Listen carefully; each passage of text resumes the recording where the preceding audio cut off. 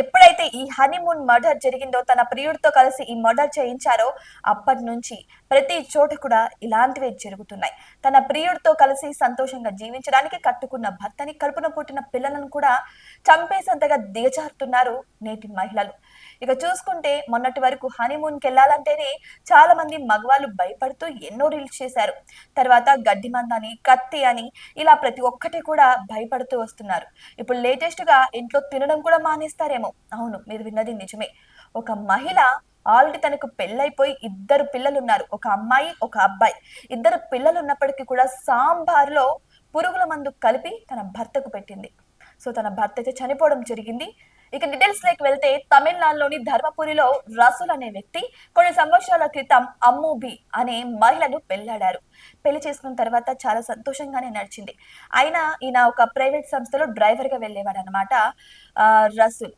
ఇక చూసుకుంటే వాళ్ళకి అలా అలా ఇద్దరు పిల్లలు పుట్టేశారు. ఒక అమ్మాయి, ఒక అబ్బాయి. అయితే ఇదే తరుణంలో ఎక్కువగా ఇంట్లో ఉండేవాడు కాదు రసూల్. ఎక్కువగా వర్క్ పని మీద బయట తిరగాల్సి వచ్చేది. ఎప్పుడు రాత్రికైతే తప్ప ఇంటికి వచ్చేవాడు కాదు.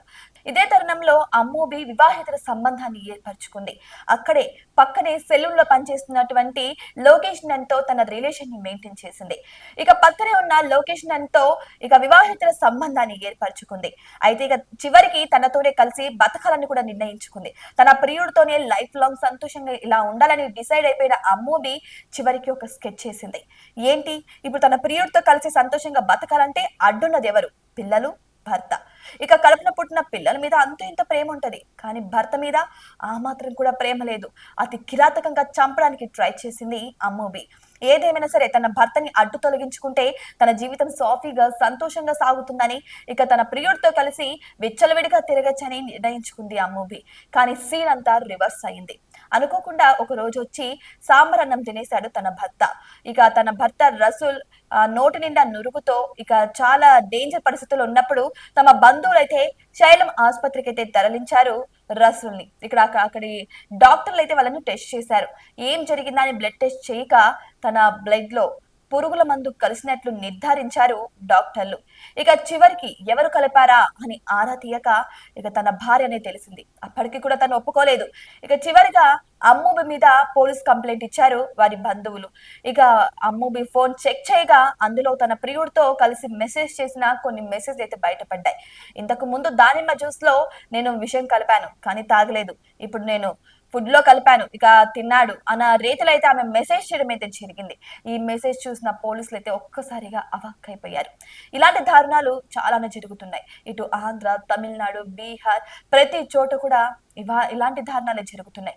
అసలు ఇలాంటి దారుణాలు జరగడానికి గల కారణాలు ఏంటంటారు? వీరు దేనికోసం తన కట్టుకున్న భర్తని కూడా కాదనుకొని వెళ్లాల్సి వస్తుంది. అటువంటి క్షణికావేశం వల్ల వాళ్ళ జీవితాలను నాశనం చేసుకుంటున్నారు. వారి పిల్లల జీవితాలను కూడా నాశనం చేస్తున్నారు.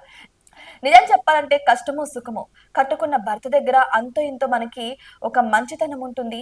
ఎందుకంటే పెళ్లి చేసుకున్నాడు కాబట్టి అంతో ఇంతో తను చూసుకోవాలి, తనకు బాధ్యత ఉంటుంది.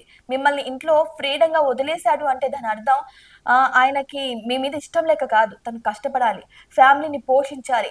మిమ్మల్ని మీరు అడిగిన బట్టలు గాని, మీరు అడిగిన ఫుడ్ గాని, మీరు ఎక్కడికైనా టూర్కి వెళ్దామన్న ప్రతి దానికి, ప్రస్తుత కాలంలో అయితే ప్రతి దానికి డబ్బు అనేది చాలా అవసరం ఉంటుంది. సో డబ్బు సంపాదించడానికి వాళ్ళు బయటికి వెళ్తుంటే ఇటువంటి వివాహేతర సంబంధాలు పెట్టుకొని అంతటి కష్టంతో తన జీవితాన్ని బతుకు జట్కా బండిలాగా సాగుకొస్తున్న భర్తను చంపడానికి కూడా ఇప్పటి మహిళలు తయారవుతున్నారు.